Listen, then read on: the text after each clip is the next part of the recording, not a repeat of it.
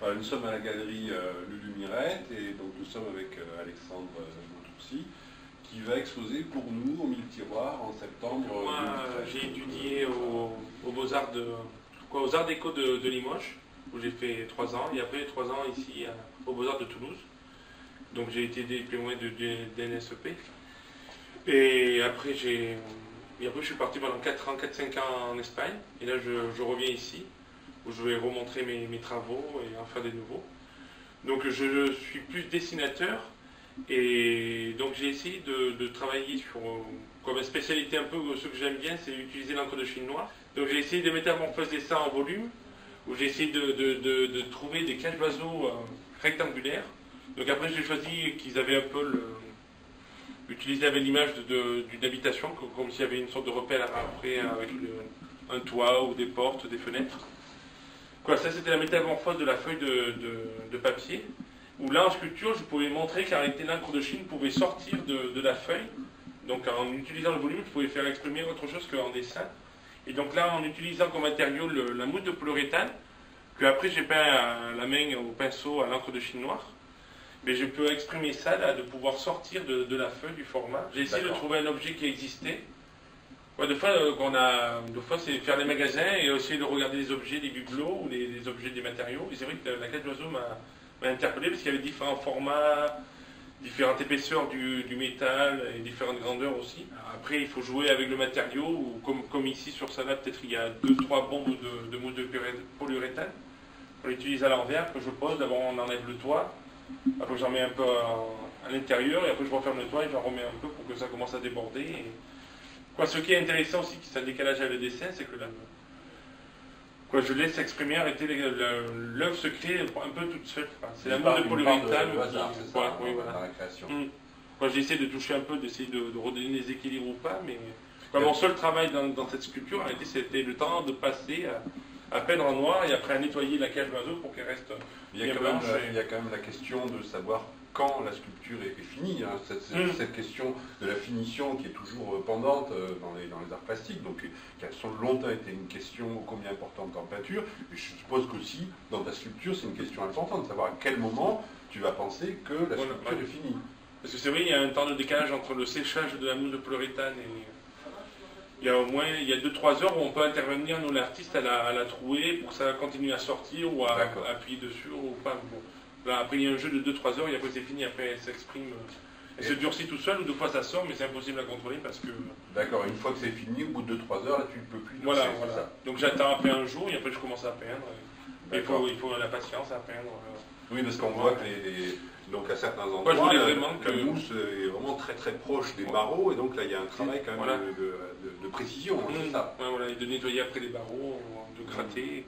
Ce qui est intéressant aussi, c'est cette histoire comme une sorte de fourchette de peigne qui ferait une trace, une empreinte dans la mousse qui sort, et des fois qu'on arrive à le voir. Donc je suis passé par là, c'est la première fois où je passe par l'étape de la sculpture pour après basculer en dessin. D'accord. Donc pas faire le contraire. Le dessin est premier dans ton travail, mais là par contre il arrive en second. Voilà. Mais j'ai toujours essayé d'utiliser l'encre de Chine différemment. Sur papier aussi, de manière traditionnelle, à plume ou pinceau. C'est un peu la même technique, c'est au bout de 2-3 couches, ou attendre que ça sèche entre elles, arrêter, ça se colle. Oui, la finition est très belle, hein, c'est un noir vraiment profond. J'utilise le noir sans intervention de l'eau, directement en plongeant. Là c'est qu'au pinceau, et après en dessin, il n'y a que la plume. D'accord, alors sur ces cages, donc sur ces sculptures avec mousse, qu'est-ce que tu as eu comme réaction de la part du public? Est-ce qu'on t'a dit des choses étranges par rapport à ça? Après c'est toujours il y a un côté, le côté noir et blanc, ou il y a un côté mélancolique peut-être. Moi aussi j'essaie d'utiliser l'encre de Chine, comme la mélancolie, comme la bile noire, qu'on dit qu'on a un liquide dans notre corps, comme une bile noire qui circulerait. Et j'utilise l'encre de Chine un peu comme ça dans mes expressions graphiques en dessin ou après en sculpture. Et comme là il y a une sorte de sensation, on ne sait pas, en utilisant ce matériau de mousse de polyuréthane, on ne sait pas si ça forme comme une sorte de squelette ici, on dirait comme un os, ou si c'est de l'eau. J'appelle ça un peu comme un tsunami, moi. Je vois ça comme s'il y avait une vague qui traverserait une maison. Une sorte de sensation comme ça, ou du pétrole. Déjà, les autres Là, j'ai essayé de faire une symbiose de différents projets, quoi, à la fois des cages d'oiseaux et de l'installation de Gerba avec des figurines d'animaux qu'on verra après. Et donc j'ai essayé en repassant par l'étape, même en les critiquant, mais en repassant après par l'étape du papier, essayer de continuer à développer, à distorsionner encore la mousse de polyuréthane pour créer des formes, et à la fois par le dessin, ce qui est possible, qui n'est pas possible en sculpture, pour distorsionner aussi, pour élargir, pour tordre des grilles, quoi, le métal des cages d'oiseaux. Là, j'avais la possibilité de le faire en dessin, et donc de créer de nouvelles planètes, comme des planètes ou des éléments de planètes différents, comme des détails de planètes, où on dirait qu'il y a une sorte de... comme s'il y avait des animaux sans tête qui tourneraient autour. Et en jouant aussi sur l'ensemble, autant avec des animaux qu'avec les cages et tout ça, de jouer sur une sorte de symétrie. On n'arrive pas exactement à savoir comment ça fonctionne, mais comme s'il y avait une symétrie, comme si tout s'auto-gérait. Il y a quelque chose, une sensation assez bizarre, comme si ça s'auto-gérait. Comme si... Parce qu'au début, je voulais... Bon, pour essayer la chose la plus compliquée, c'était pour essayer de refaire graphiquement la mousse de polyuréthane. Donc, comme je ne voulais pas avoir que du noir, j'ai essayé de jouer un peu en négatif, essayer de faire des petits effets. Il y a un côté liquide quand même si les traits sont fermés autour. Il y a un côté liquide, et à la fois, de fois, on dirait comme si c'était de la terre ou du bois. Il y a quelque chose d'étrange à l'intérieur, je pense. De comment j'ai réussi graphiquement à essayer de réinterpréter la mousse de polyuréthane, qui est assez compliqué à faire. Alors ces dessins effectivement sont assez complexes. On se demande comment ils sont faits. Est-ce que tu as utilisé par exemple un logiciel d'image pour intégrer des captations de tes cages et puis ensuite les distordre et les transférer sur papier avant de dessiner, ou est-ce que tu les as fait à main levée tout simplement? J'avais deux modèles de cages d'oiseaux que je voulais mélanger entre elles, et des fois des éléments de sculpture aussi, des cerfs. Et j'avais ça en face de moi, des fois j'avais des photos, des fois j'utilisais un tout petit peu Photoshop pour essayer de détourner les photos. Ça m'a aidé un peu à visionner, mais bon, après on est obligé de le faire graphiquement, il faut au papier sur la feuille.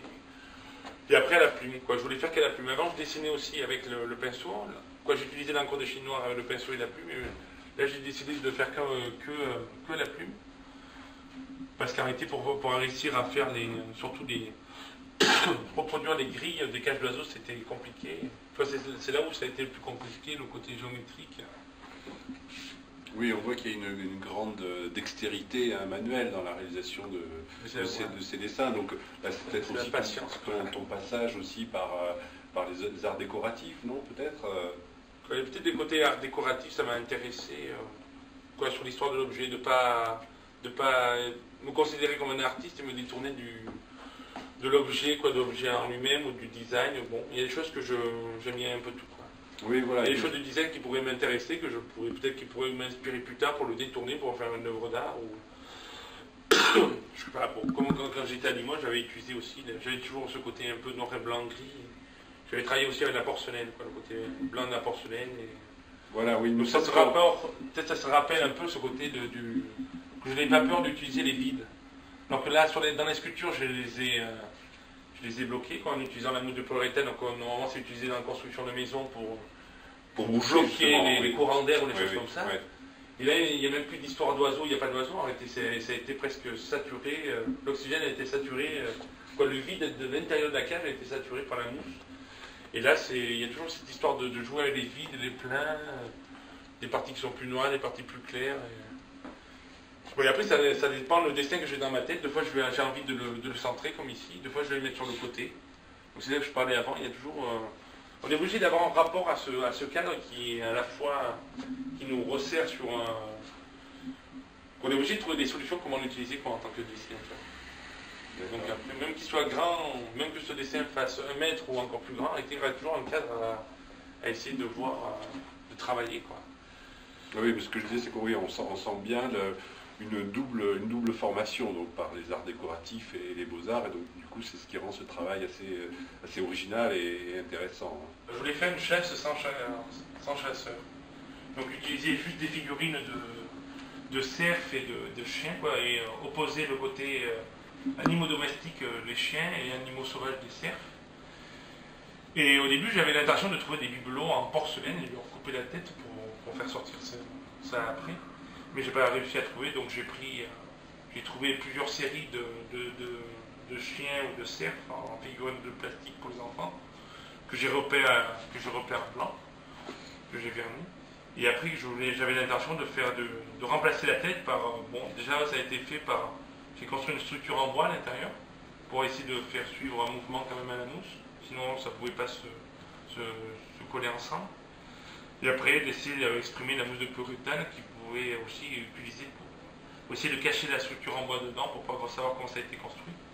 Mais garder cet effet aussi de la mousse comme là, l'effet que j'avais l'idée que ça allait donner à la fin, comme là, les cerfs, où on dirait qu'il y a on ne sait pas si la mousse c'est une sorte de fumée qui sort, ou si c'est l'âme, ou si c'est les bois du cerf qui sont en train de prendre feu, et des choses comme ça.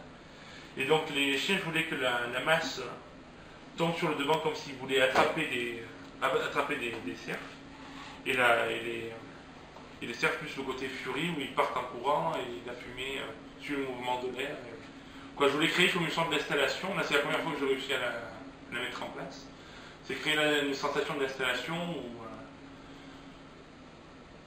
où on voit, ce qu'on voit, c'est qu'on voit une sorte de chasse où il y a comme des chiens qui poursuivent des cerfs, des petits, des grands, des vieux. Et ici, comme s'il y avait une sorte de furie, une sorte d'agression. Bon, sur l'ensemble de mes travaux, il y a ce côté un peu noir aussi, le côté a une agressivité latente. Et il y a des enfants qui croyaient aussi que le noir allait manger la bête, que ça ne sortait pas de la bête, que ça allait la manger. Donc c'est le contraire aussi. Et je voulais garder aussi ce côté, bon, comme en haut on a vu des cages d'oiseaux, où c'est suspendu dans le cage d'oiseaux, donc je l'expose suspendu. Et là, comme c'est des figurines pour enfants, mais je voulais garder ce côté de les mettre directement sur le sol.